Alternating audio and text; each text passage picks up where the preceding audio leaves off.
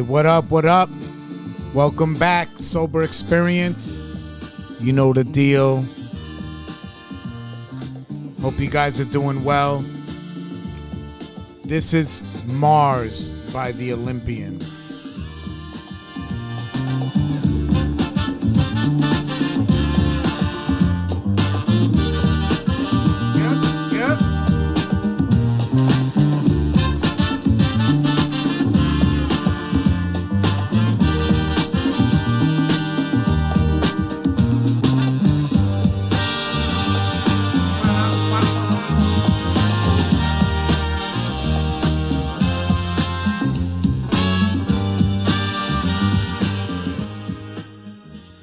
What up, everybody? Welcome back. Sober Experience. Like and subscribe on all podcast platforms. You know the deal. Let me shut that down. It's been a few weeks. Brother, sister, they stir, them stir. It has been a mission. Lord. But I'm happy to be back. Yeah, let me just give you guys a little bit of an idea of what's been going on in the world of JL Boogie carpet cleaning motherfucker to the max. Dude, man, yeah. It's been it's been a test in the last couple of weeks. So what's been going on? Okay, so as many of you know, I have a lovely, lovely wife who is everything on earth to me. And she actually has she lives with lupus. And she had a lupus flare-up. She's had one for a while. I don't know, maybe a couple of months where, we've been trying to get it under control. And for those of you who don't know what lupus is, it is an autoimmune disease. And when it works in your favor, it is absolutely fantastic. I've been with my wife for a long time. And, she had a flare-up when we first started dating. But they just thought it was like, they thought it was like scarlet fever. So the way that the disease works is that your immune system is in overdrive. So when it's in your favor, it is everything on earth. And this whole time, my wife has not even caught a sniffle. For like 14 years, not even like one sniffle, one runny nose, barely nothing. Because her immune system's so strong. She probably didn't even have to get vaccinated, none of that shit. You know what I mean? But when it runs out of things to repel, it can turn on you, and that's what it's done. So she's been struggling here and there, whatever. Anyway, so she was on the train going to school, and she just, I'm not going to say she lost consciousness, but she lost, like, the consciousness, not conscience or whatever. Brother, she didn't know where she was at. Her brain was like shutting off. She basically had symptoms of a stroke. And what she explained to me, was that she thought this track worker was checking her out, which is, that's par for the course. My wife is H-O-T hot. And yeah. So, but he was stepping to her because she looked a little bit mushad. And she couldn't even, the guy, thank God, orange vest wearing guy, again, the track worker. Dude, man, there are angels on this earth. This guy came, sat down with her for 45 minutes, kept calling an ambulance, 911, 911. This is somebody here in distress, And she couldn't really walk, and she couldn't really talk, and she just lost her motor skills, So it's basically like a stroke. I'm here in the office chilling, and whatever. I get a call from her phone because I'm like, yo, I've been texting her. I'm like, yo, I could pick you up today from school. And then I get a call like, oh, this is the EMS worker. Your wife had some problems in the train. We're taking her to this hospital. And I run over there, So it takes me an hour from the time I get the phone call for me to get into the hospital, whatever. And they're on their way there. And what can I say? the people at the hospital, they weren't bad. They just wasn't super helpful. They weren't, everybody, I guess, is doing the best they can. It's hard to say that in the moment because, it's just fucking bad. So, sorry, hold on. Jesus Christ. Anyway. Yeah, I get there and they're like, oh, she's not here. I'm like, what are you talking about? I got a phone call from an EMS worker saying they were coming here. This is her name. And then some fucking lady comes out. And I'm like in distress, like, yo. And I thought, like, yo, somebody fucking with me? Because the day before, my cousin Nemo told me that, my other cousin got like a prank call with her daughter's freaking voice. You know how they do that scam shit. Saying like, yo, this one was in an accident, whatever. And like, yeah, it was like that. So I had that in my head. And then I was like, dude, is this like a scam? Is this what's going on? And then the lady's like, I don't understand why you're yelling. I'm like, holy shit. I'm sorry. Do you not deal with people who are in distress as a fucking function of your job? That you don't understand why I'm over here after getting a distressing call from an EMS worker saying my wife is here. Now you're telling me you don't have any record of it. And it's been over an hour. I'm sure they're here. They're only going from West 4 at the train station to that hospital. It's on like 13th and 7th Avenue. It's basically like a glorified treat and release. It's not like an actual hospital, I think. Anyway, point is, so I got a little snippy with her. And then I had to say, so I'm like, look, I'm sorry, but obviously I'm in distress. Look, here's the address where, and then, the security guard, he like looks at it. I said, maybe it's under her maiden name. And then I didn't think about that. I look, and of course, there it is, because I think one of her IDs doesn't have my last name yet. I go in, and then I go into the room, and she's like, not there. I'm texting my sister-in-law, like, yo, here's what's going on. This is where we at. And then when they bring my wife into the room, man, bro, like my heart, like, broke and sunk at the same time. I was like, fuck, man. She couldn't walk. She walked with some help, but she looked really bad. Like not herself. And, yeah, man, it hurt to see my wife like that. She was not herself. She couldn't really talk. She talked basically, I don't know if any of you guys been around somebody who's had a stroke, but that's what she looked like. She didn't have no droopy face or any of that other stuff, but she couldn't, her motor skills were way down, and she spoke with a slur and a stutter at the same time. And then, I had this intrusive thought that I didn't plan to have it, but it just came, and it basically just said, I said to myself, if this is how she is forever, it's all good. That's my wife. I love her. I'll take care of her for the rest of my life and for the rest of her life. I swear to God, like, that was like, my inner monologue. I basically said, dude, you love this woman. She's in distress, and it's okay. You can handle it no matter what. Anyway, so we're dealing with which is weird. There's like some telehealth fucking doctor on the screen who's a PA. Not even. Whatever. I can't be dissing people who went to school and got these degrees, but I can also say that just because somebody is a doctor doesn't mean they know everything.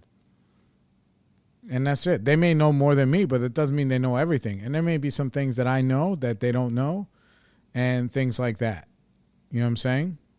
So, my wife's blood sugar was 35 when they got to her at the train.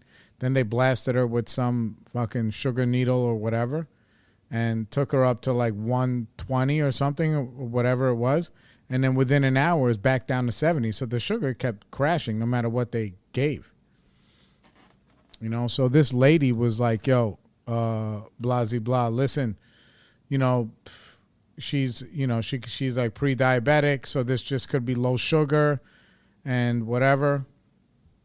And that stuff played into, some of, I was like, okay. I know that she's been taking these immunosuppressants for maybe a month or two, and they were so strong. We had one doctor who was not like, keeping an eye, regulating the levels, and they were so strong that she couldn't even eat. So there was times when there was one time when she was like really, caloric deficit, which means like you're not eating as much as you should. And we had to take her to the hospital just to get an IV bag and some fluids, whatever, So point is that this lady's talking about low blood sugar, whatever. And I'm like, okay. I was like, yeah, but in my mind, I'm like, yeah, but you guys blasted her with the sugar. So why is it coming back down? Well, I'm listening to her. And then this actual doctor comes in, and they're going to have like a conference. So it's me, my wife, and the doctor. And, I'm grateful for the life that I live, the kind of life that I live. And I talk about this shit all the time because, like, dude, I put myself every day, every other day at minimum, but at least every day, I try as best I can, but at minimum every other day, into severely distressful, stressful situations. Physically, you guys know my workout regimens, the fucking sauna, the cold water swimming, all that shit, all the kettlebell stuff, all the fucking whatever that I torture myself, right? For an hour, or the, Peloton, whatever. Shout out to, what's this guy's name? Alex Toussaint, who has the hardest classes on there, and those are the only ones I fucking take. And all the savage shit that I do to myself, so that way, when I need to show up in these moments, dude, I am not in distress. And it's shocking, but it wasn't surprising. Like, oh, I've been prepping, like doomsday prepping for an hour every day. Even the meditation is doomsday prepping, because like meditation, allows me to make clear, conscious decisions.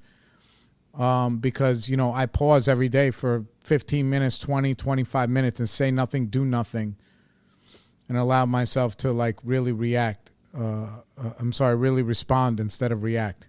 So that being said, doctor's like, yo, listen, this looks like a stroke. We can't tell if it's a stroke, but it looks like a stroke. She has symptoms of a stroke. She doesn't have a droopy face, but my opinion is that, this could be some kind of stroke, right? Now, I can also say, and whatever trouble in my regular life that I'll get into, I don't care. But like my wife and I have been noticing a lot, like people our age been having strokes, man. Strokes are going around in their 40s, which is like fucking crazy. And we've had a lot of vaccine incidents, like with the COVID shots, like people that we know, and then us personally, like side effects, whatever, that nobody wants to talk about. So we're like, fuck, man. Yeah, I mean, I guess, so anyway, so the lady's like, listen, these are stroke symptoms. And we have this medicine we could give her, which is like a super ultra blood thinner. Because she has lupus, her blood is is thicker than normal. So if we just give her this blood thinner, hopefully it'll flush everything out. But if we give it to her, we have to keep her in the ICU for 24 hours to watch her, because she could have a brain bleed, she could bleed out, anything could happen, right? And I was like, okay. And the PA who's on telehealth, basically on a fucking television, in an office somewhere on a fucking headset, is like, I think it's just the low blood sugar, and we should wait for it to regulate itself, right? And in that moment, the lady who wanted to give the blood thinner, she was like, look, there's a 4-hour window for you to take this medicine, and after the 4 hours is up, you cannot take it. And me and my wife like looked at each other like, okay, so we're halfway through, so we only have 2 hours left to make this decision, and then live with the consequence of maybe not making it. And I was like, and the lady looked at me in my face like, look, there's like a 4% chance that she looked at me and gave me the look like she could die, if we give her this and something bad happens. But she's going to be in an ICU with round the clock, every 10-minute care, and doctors, nurses right outside doing the whole shit. And we'll have everything hooked up to her, IVs, everything, in case we need to go in there and do something. Or you can think that it's a low blood sugar. Now, mind you, the low blood sugar PA lady went and found some, took her time. They gave us some time I was like, all right, so me and my wife looked at each other like, dude, we got to take this medicine. You know what I'm saying? That's it. This is our best shot. You're weighing out the odds, because the telehealth lady was like, yo, listen, this low blood sugar stuff, it happens. It's very, very rare, but it happens. And these are the symptoms. And she found some study that they could present to us that said it could be this. And I'm saying to myself, like, dude, so you're saying that, like, I have to make a decision on whether or not maybe my wife is like an anomaly, some rare anomaly, or we're trying to do the best we can to possibly save her. You know what I'm saying? And just save the rest of her motor skills, like whatever. I was like, it doesn't even make any. I said, the risk versus reward, we're going to go for the medicine. We took the medicine. The other lady was very happy, and she was, the PA was pissed because we didn't just believe her. And that's the thing I was saying, like, just because these doctors, like, medicine and life is not an exact science. So they're just making educated guesses, but this is your life that's on the line. So you just got to weigh risk versus reward. So the telehealth lady was pissed. We take the medicine, within maybe 90 minutes or an hour or two. And the other lady came, and she was, the doctor lady was just very warm, very genuine. She was like, we liked her just for her demeanor. Now, she could have been wrong about everything, but she was giving us like, like Dragnet, like just the facts, ma'am, like that kind of shit. And was like very, real with us, and just saying, hey, listen, look, these are the risks, and this is the risk of not taking this risk, and it's one of the things that we spoke about before and we learned in AA is like, you don't only own the decision that you make in any decision, you own everything that comes along with that decision. So whatever, we take the medicine. Within a couple hours, I don't know, my wife starts feeling better, blood starts flowing, blah, blah, blah. They transfer her. She's in ICU, whatever. And it was just a difficult experience. So for like 5 days, 5 days she went from ICU to like regular hospital stays, and, everybody coming, medical professionals are all trying to help in their own way, or doing whatever they got to do. And it was just a lot, just dealing with the different personalities. So it's like, for me, it's like 80% of the people who work in these hospitals are like just mailing it in. They're showing up. To them, it's just a job. They show up like, dude, there are people coming in like, I'm going to take your temperature now. Not even waiting for you to respond, just walking right up to your face, putting this thing in your mouth. They pull it out. They don't even say anything. They just go and throw it out to walk away. And I have to stop them and be like, yo, bro, how is it? Is it good? Is it bad? They're like, oh, no, it's okay. I'm like, so fucking say something.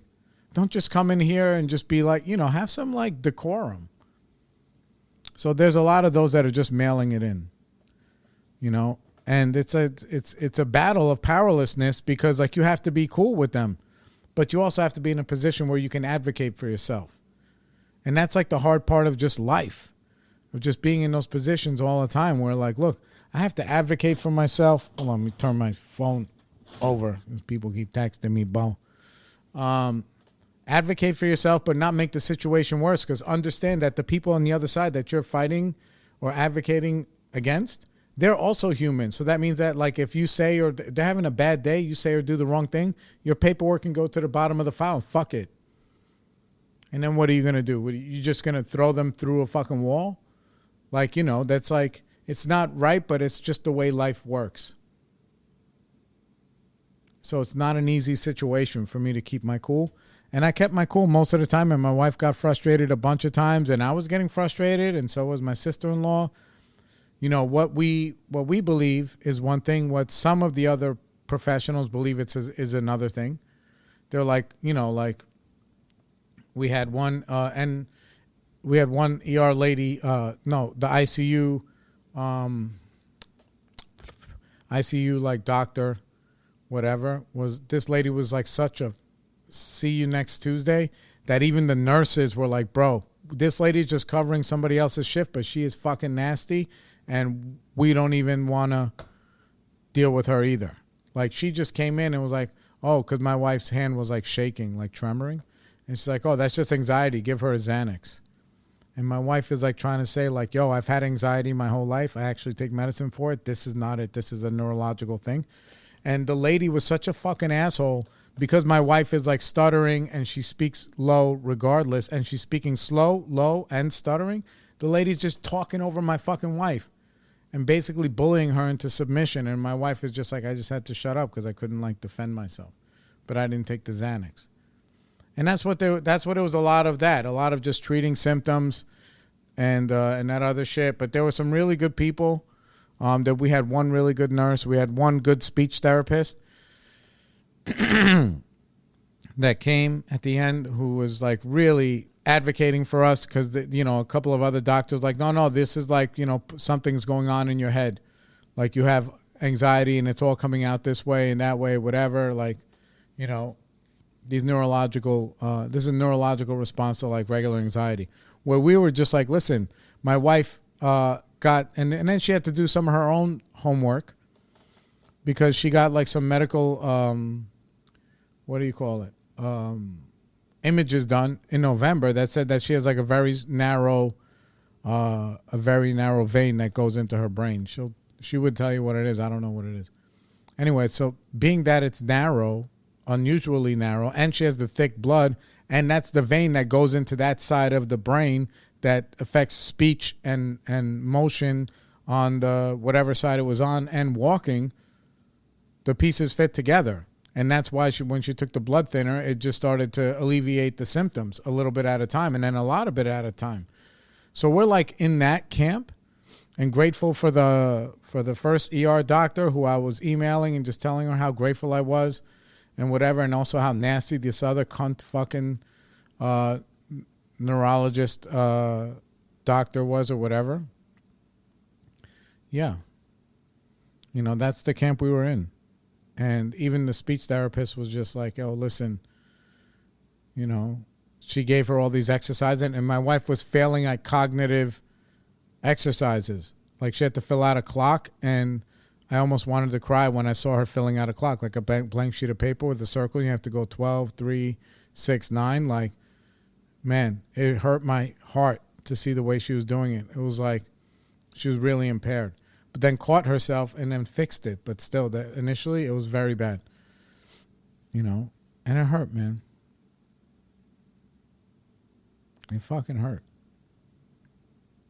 And it took me like 2 days to let my people know what was going on, and to let my sponsor know what was going on, and like, you know, because I was just in autopilot mode, you know. So we had a lot of stuff going on at one time. The next day that had happened, you know, it was right before Valentine's, which is why I missed you guys for the last 2 weeks.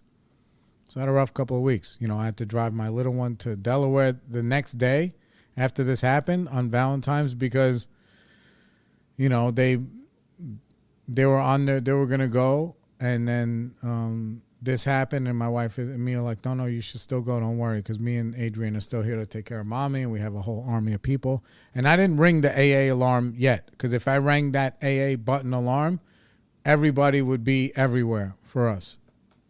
And I mean that very sincerely. So whatever, I drove my kid to Delaware because the other one got a flat tire on the highway. Came back, blah, blah, blah. So we dealt with all that stuff. We're dealing with all the aftermath. She's been released from the hospital. She's been home for a week. She's walking pretty good. She had to take a leave of absence from her program, because that's the other thing. You know, my wife has been in school for like X-ray tech, and before that, vascular sonogram. And so my wife knows how to read medical reports and how to read charts. And it's wild to see the vagueness that some of these other people, like how they talk to you. When you know when you have an idea of what's going on and they talk to you, they just want compliance and they just want their ego stroked, some of them. You know, some of them. And but there was a very caring, loving Polish nurse that was there that was awesome. You know, and my wife, you know, for being in the hospital, you know, I made sure she was as comfortable as possible. I bought like these little these little basically plug-in USB cord, like these little tabletop fans to make sure she wasn't sweating all the time. And she had every snack you could fucking imagine and all this shit and clothes and whatever. Like, bro, she was living, we did everything that we could. We did everything that we could, but she's doing better. I want to thank everybody for reaching out and their well wishes. It was hard for me because you almost like, it's not up to me to tell everybody what's going on. It's up to my wife. She didn't even want my sister-in-law there when she first got to the hospital. She's like, I don't want her to see me like this. And I texted my sister-in-law. I was like, listen, I'm letting you know right now her speech is severely impaired. So just, if you can, try and hold it together while when you see her. And as soon as she saw her, and then she saw the stumbling, bumbling, whatever. And my wife is a very eloquent human. My wife is what you would call a lady. She is a lady in every sense of the word. So to have that part of her identity just really squashed, it was hard, But yeah, so anyway, as the weeks have gone on, she's like, oh, you can tell people so that way it doesn't look so weird if somebody sees me why I'm, a fucking mess, And her spirits have been okay. They've been okay with that. So she's been home. And she's doing well, and she's got to take a leave of absence from her program, and that kind of stuff. And it was just, to be honest, you get hung over being at the mercy of other people who you feel don't regard you as a human being. It's because it's part of their job. And it just reminds me that not everybody is on this spiritual path and these programs, and people they just lie. That's just what they do. And they don't give a shit that it affects anybody else. Maybe it's part of their jobs to lie. I'll get into that in a minute. But yeah. And in my mind, I'm like, oh, well, you don't understand. I'm being honest. I'm telling the truth all the time. Like, why don't you just try and do the same? But people are just so used to being in that cycle of half truths and ego shit, whatever, that you have to, you got to stroke their ego in order to get stuff. And again, so 80% of people in the hospital mailing it in, 10% were fucking horrible, disgusting. Even my boy, told me, who's my attorney, and he's one of my best friends. He was like, dude, I don't know how anybody goes to the hospital without a lawyer. I don't know how you do it because, it's fucking crazy in there, because he had to deal with something on his own a few weeks prior. Anyway, saying that to say, so 80% just mailing it in, 10% horrible, and 10% really loving, caring, good. And that's just our experience, That's our experience. So, whatever. So that was going on. I couldn't make any episodes. I did my best. I made a bunch of meetings. I did all the other stuff, and I stayed as plugged in as I could. We had some in-house, it's a stressful situation, so everybody handled it differently, and that was it. So, we all did whatever we thought was the best that we could at that time, and that was it. You know what I'm saying? Nothing could go on like that, like a severe thing, without there being one fight, and there was one fight. And that was it. And it was between me and my wife and the kids. And that's okay. I think that's just normal. So then, entonces, right? So I'm dealing with that kind of stuff. I have regular work shit going on too. And yesterday, man, the plot thickens. So yesterday, I'm driving up to, and this is all recovery related, because my whole life is recovery related. It's like, how do you handle these stressful situations with A, without making them worse, and B, also being effective? So that means emailing the faculty at the place, yo, these people are fucking nasty. This person was fucking nasty. This person we didn't feel that they were listening to us, and they whatever. We thought that they were bypassing some protocols. Because look, if you piss off a nurse or an orderly in a hospital, they could just leave you with soiled sheets. Oops, whatever. You know what I'm saying? You know, I remember stories that my boy Anthony was telling me when he was like in a coma, but he could still hear and see that whatever, he was incapacitated. He couldn't move, but he could still he still knew what was going on, which I don't think anybody knew that he knew. So he was telling me fucking horror stories.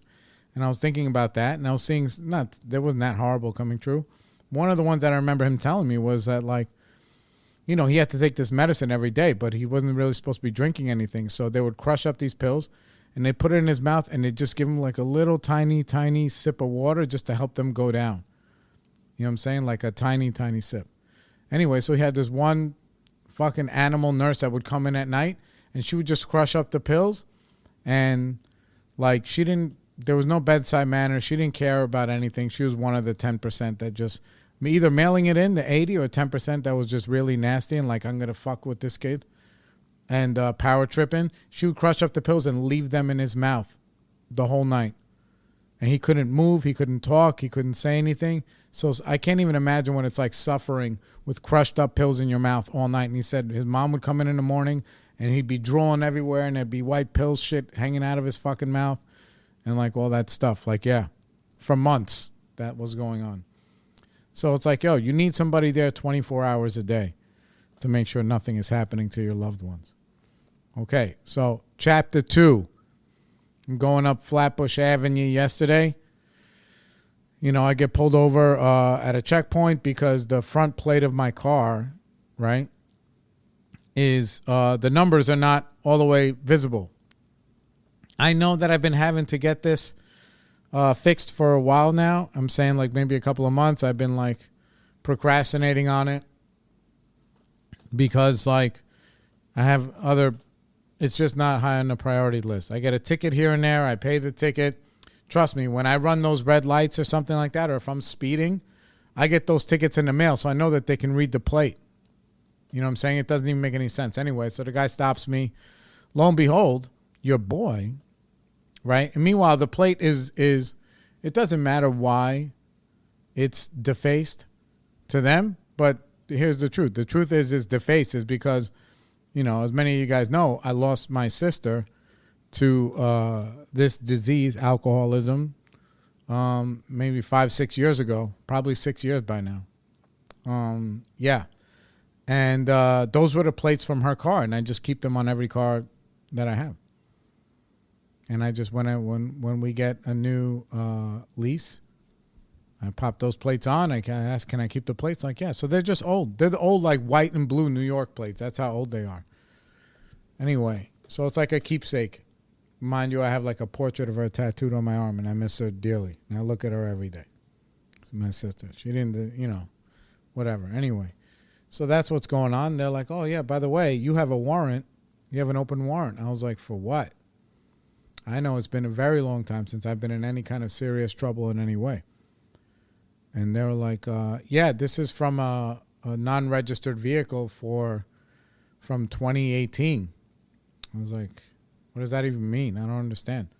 Like, yeah, sometimes you switch insurance companies and then the insurance lapses, so then you don't have registration, and then they don't tell the DMV and you get a ticket, you don't show up. Either way, we're going to have to take you to the station house. I'm like, fuck. So they arrest me in the middle of Flatbush Avenue, take my car, they throw me in the cell. I'm in the cell with this young kid, 26 years old. You know, he's a little bit bigger than me. It's been a long time since I've been in a cell, especially with somebody else. So, like, I'm on my square. I got to be on my P's and Q's. I don't know what's going on. It's a very small cell. There's fucking doo-doo on the fucking walls. It stinks a little bit like fucking pee. They give us a bottle of water. And, then the cops just start doing cop stuff. Like, yeah, don't worry, you'll be out of here in like 2 hours. We just got to send this stuff to the judge. He's going to vacate this warrant. It's bullshit. He's going to throw it out. You know, it's very old, and it's just for basically like a stupid registration ticket. Your car is obviously registered now. We have all your stuff. Whatever, you're good. 2 hours overtime turns into fucking 10 hours. And each time the police are coming in there and lying. Like, oh, yeah, no, we're on it. We just sent an email. We called twice, and then we sent an email. Yeah, they're going to do it.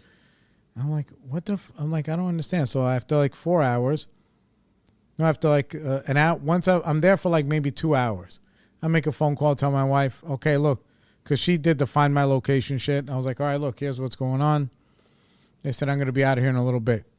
So she found me. She's like, do I need to come there? I was like, no, they said I'm going to be out of here in a little bit. It's basically nothing, like a glorified traffic ticket that they have to get rid of.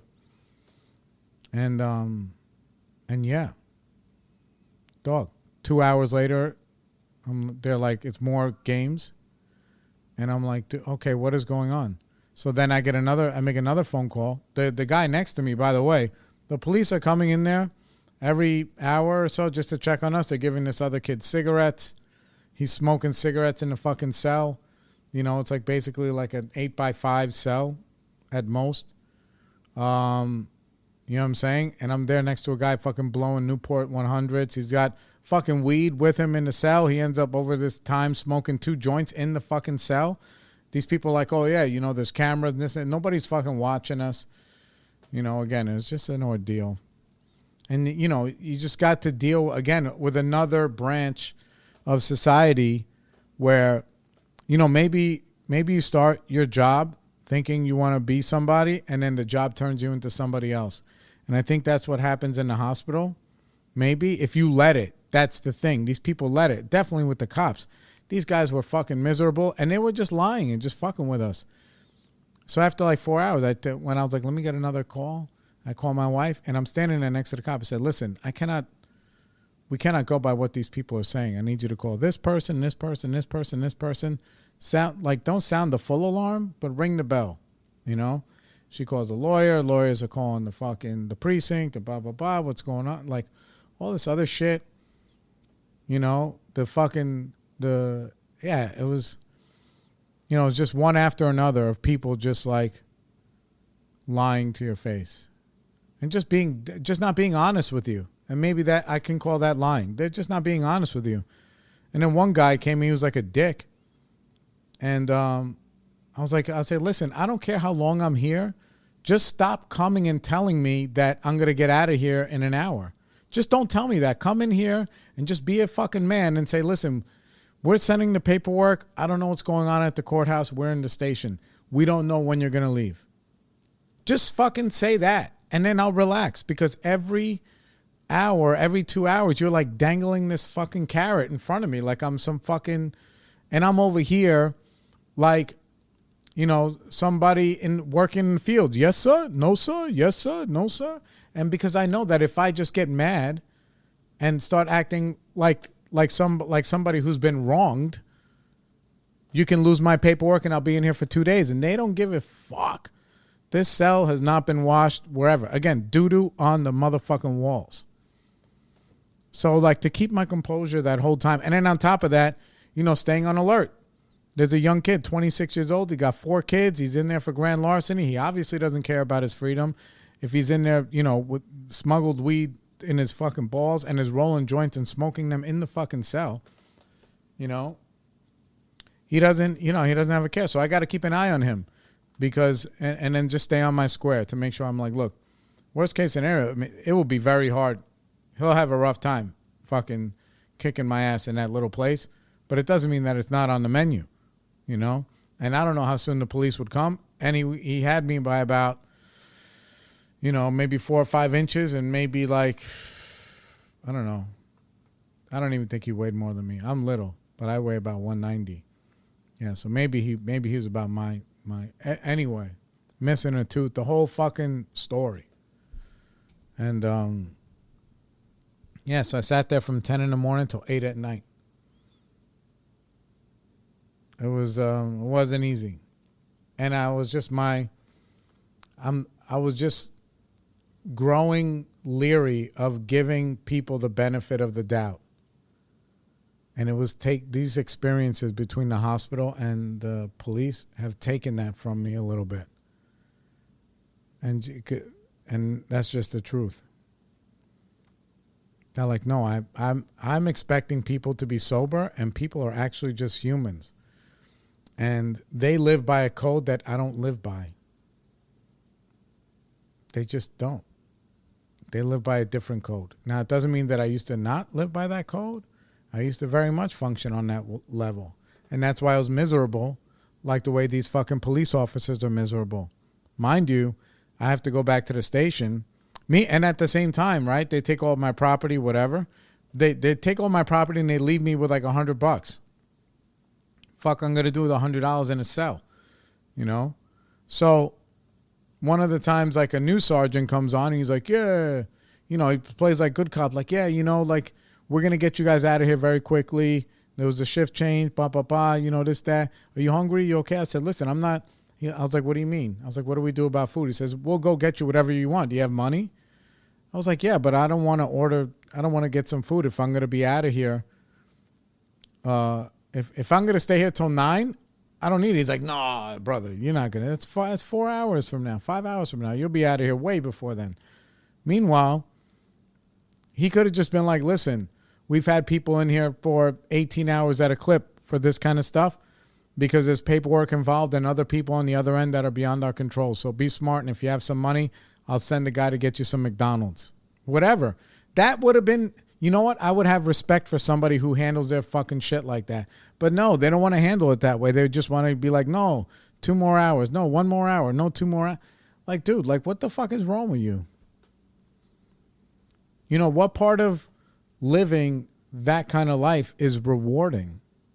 When in reality, you could use that position and your experience, because then the one cop who was a dick, I was like, this is the problem, that you guys are just keep fucking with me instead of just telling me you don't know. That's it. He's like, yeah, he says, but we're only telling you what they're telling us.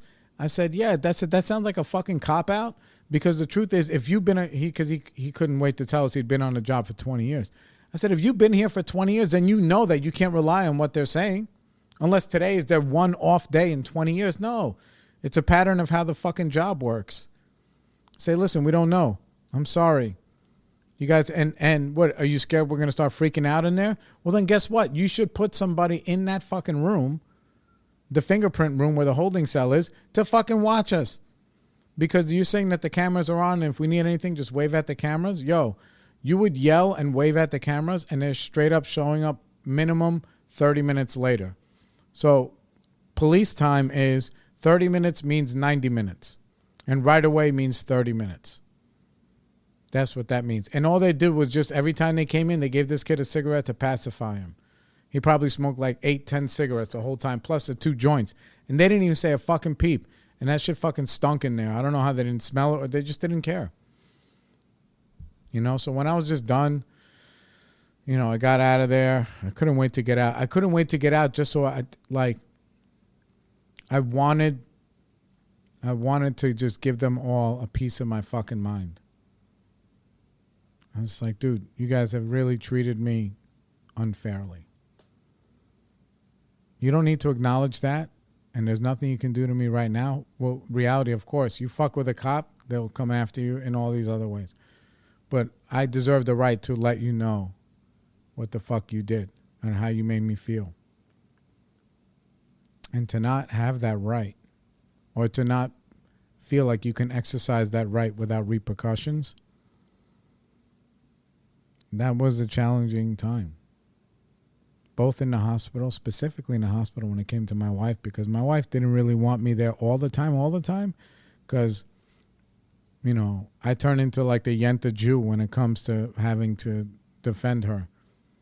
You know, because then I just start saying everything. I say, listen, I don't know what to tell these doctors or what not to, because I'm not going to make a decision on what's relevant. So when they're like, oh, has she had any surgeries? Yes. Has this happened? Yes. So blah, blah, blah. I'm like, yo, with these, she didn't eat for 3 days. Like the whole thing. I tell them everything I know. Not everything I think that they should know. I tell them everything I know and let them discern from that. You know, and really just press them. Even, and the good speech therapist that was there at the end, last name was, I think her name was Lauren Reingold. Sweet kid. You know, I was like, yo, like she was really trying to help us and advocate for us. So she came on the first day and actually on the last day, which was wild. And she's telling my wife, she's like, yo, you have a good husband. Just so you know, like, because, you know, some people, they don't advocate for themselves because they're scared or whatever. And I told my wife, I was like, see, this is what happens. You marry a Jew. And the girl was so happy. She's like, oh, my God. Yeah, absolutely. And she gave me like high five because she's also obviously Rheingold Jewish. And then on the way out, I was like, look, she's like, here's my card. Here's my number. Here's my cell number. You guys call me anything, any way that I can help you. I will 100% help you. You know, whatever. And then she gives me like a little pat on the shoulder. She's like, Jew power. I was like, yeah, absolutely. That you have to be like that on this earth. You know, that you have to look for ways to ask friends for favors in order to be treated fairly. It's fucking wild, man. Because when the last call I made to my wife, when I told her, okay, call the lawyer, call some people, and I gave her a list. The next person on the list, my cousin, who works for the state, and he's got a badge, and then my other cousin who works for the feds, and she has a badge. I'm like, dude, because like professional courtesy. Hopefully, maybe they'll give somebody else because they're not giving me any common courtesy. You know, and that was, it was all just a big test of my recovery to see how, to see how I would respond. And I got closer to God in that way, but I also got closer to reality because a lot of times I live like in this recovery bubble where a lot of people, most of the people in my life live the way that I live. But I only live with, a fraction percentage of the people on this earth, and most other people live the other way. And it's just whack when you have to deal with that stuff, because then it's hard to deal with it effectively because you just want to be angry and actually make things worse for yourself. You want to be angry, you want to be violent, you want to be nasty, like whatever. But what's the truth? The truth is that like those people are fucking animals, and this is the people wonder why I don't like the police, because then also when I'm leaving, right? So I finally get out of the precinct. They only give me $100. They keep the rest of my money and all my shit.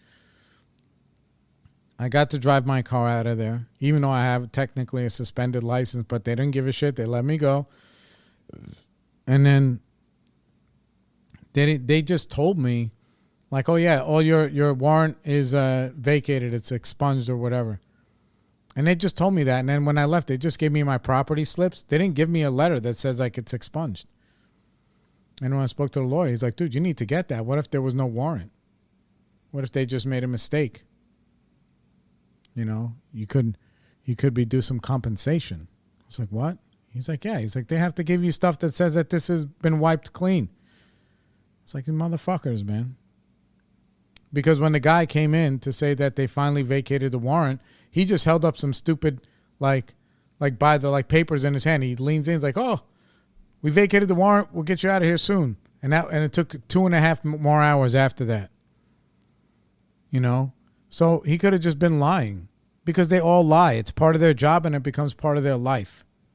It becomes part of who they are, which is another reason why when I was being transported from the street to the precinct, the two lady cops that was driving me, one of them was just a miserable fucking bitch. I don't know what's going on in her personal life. Maybe her boyfriend or whoever is dicking somebody else down, and she's just nasty, miserable. Even when I got there, I asked the other cop, I was like, is this lady okay? Because she was just even driving crazy and being aggravated at people who are crossing the street. I'm like, yo, you're not going to an emergency. You're just transporting somebody to a precinct. You don't need to fly and hit the lights and go through. We can just get there when we get there. And you got a fucking arrest. There you go. That's the other thing is that that's how they earn rank is by locking motherfuckers up. So when I got out of there, I thought I needed time to decompress, and maybe I did. And it was only because of the experience itself, and also because having my adrenaline switched on more than normal from being in the cell with somebody I didn't know for a long time. Because I was like, dude, I don't know what this is going to turn into. He could be an EDP, emotionally disturbed person, and he could just flip out at any moment because they're not letting him out. And then I'm the only person, place, or thing that he can effectively take that anger out on. So It would have been a rough time for him, though. We both would have probably got lumped up pretty good. But either way, I'm saying that to say that all of this shit happened in 2 fucking weeks. So it's been a rough last couple weeks for me. But I have to say, thank God that I lived this life, that I handled it as best I could. I didn't have any fucking real meltdowns. I didn't make anything worse for myself. But, you know, and so I got to stay on the course. I'm about to go swimming in a little while, you know, in the cold-ass motherfucking ocean. And just make sure that, you know, tie up any loose ends I have in my life, you know. And then this stuff is also maybe, the health stuff has also maybe caused, you know, my wife to start really, my wife was already rethinking some of her regular habits. Here's the problem, and I said this the other day to my cousin. My wife eats like a pregnant lady, but she looks like fucking OnlyFans. And that's the truth. 1,000,000%. And people will be like, wow. I'm like, yeah. Yeah. She has every weapon, you know, every weapon. So, you know, she was already thinking about changing diet. We're going to do something more Mediterranean, take some other supplements, this, that, and whatever. And that's it. So, but yeah, you got to go on the offense with the health stuff. And then we finally got a bill from the hospital. Thank God she has like, I guess, you know, whatever, public health insurance. I don't know what it's called. Not just Medicaid or something, or Medicare, whatever it is. Dude, it was like for 5 days she was there and they did a couple of things. $130,000. $130,000. So good thing they don't want that money from us, because it wouldn't happen. We would fucking escape to Portugal. So like and subscribe on all podcast platforms. This is how you live life like a sober man. Sober experience. Again, thank you everybody who was helping out along the way. All the anonymous people when I went to meetings down the street from the hospital that were kind to me and let me babble on. And, you know, we'll see you guys next week. We'll get back into the step work. And that's it. I love you guys. Peace.